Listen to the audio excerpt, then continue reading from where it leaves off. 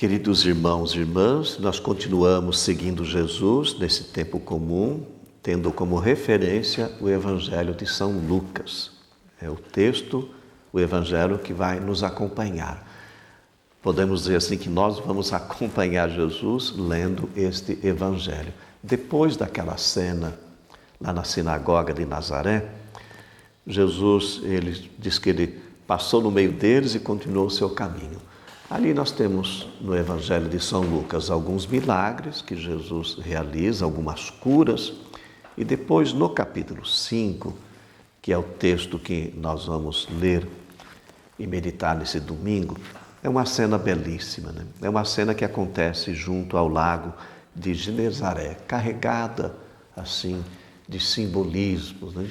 E que faz uma referência muito grande não só à missão de Jesus, mas como também à missão dos apóstolos e à missão da igreja, né? Diz que a multidão ela se apertava ao redor de Jesus para escutar a sua palavra. Olha, a palavra de Jesus que é capaz de congregar, de reunir, né? E de trazer uma força muito grande para nós. Depois da sua pregação, Jesus pediu para que os apóstolos, na pessoa de Pedro, que eles lançassem as redes em águas mais profundas.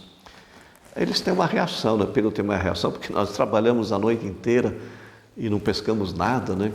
Mas em atenção às suas palavras, vou lançar as redes. Aí diz que o trabalho foi proveitoso, né? Porque as redes elas vieram cheias de peixes, né?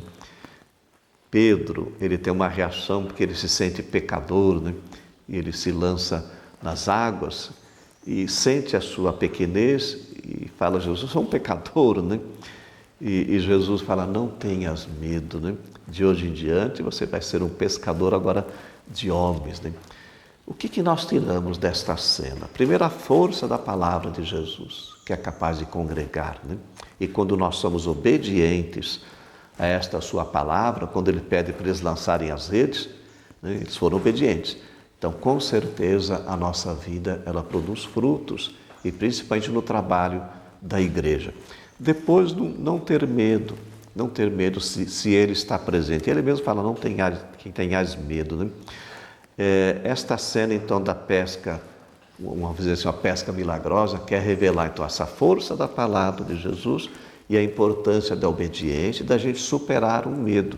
Na nossa vocação, às vezes aparece a liturgia desse domingo quer trazer essa situação humana. Muitas vezes nós temos medo das coisas, né? Claro que às vezes é bom ter medo porque a gente vai se cuidar um pouco melhor, mas não pode ser aquele medo que paralisa a nossa vida, né? Nós devemos confiar, tirar lições.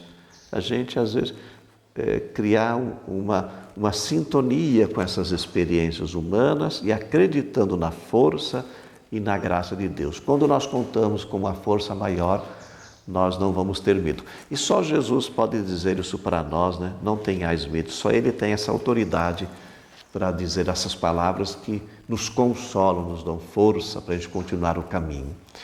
É bom lembrar que na liturgia desse domingo, nós rezamos a vocação desse grande profeta, né? Isaías. Ele está participando também de uma celebração no templo, né? E diante da grandeza, da majestade de Deus, ele sentiu a sua pequenez, né? Como é que eu vou profetizar, né? Diante da minha fraqueza, da minha miséria, da minha pobreza? E aí o texto fala que um anjo, né? Com uma tenaz, com um instrumento e uma brasa, tocou a boca do profeta. E quando isso aconteceu, ele se sentiu fortalecido, purificado por essa ação de Deus na sua vida e assumiu a sua missão. Olha que experiências bonitas, né? Tanto a experiência do mar, como essa experiência do profeta, de sentir que Deus está presente. Nós não estamos sozinhos, né? E ali, em Deus, na nossa fé, nós encontramos a força para continuar o caminho. É bom lembrar que nós estamos continuando lendo o texto de Paulo, né, da carta aos Coríntios, E ele vai partilhar conosco nesse fim de semana, né, o fundamento da nossa fé, do Cristo que morreu por nossos pecados, foi sepultado e ressuscitou ao terceiro dia.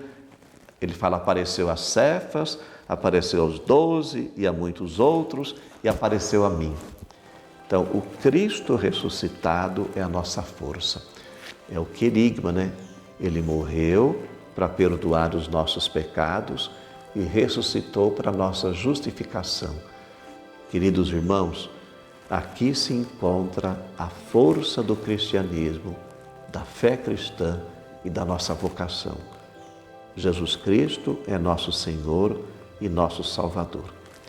Que a bênção do Deus Todo-Poderoso, que é Pai, Filho e Espírito Santo, desça sobre vós e permaneça para sempre. Amém.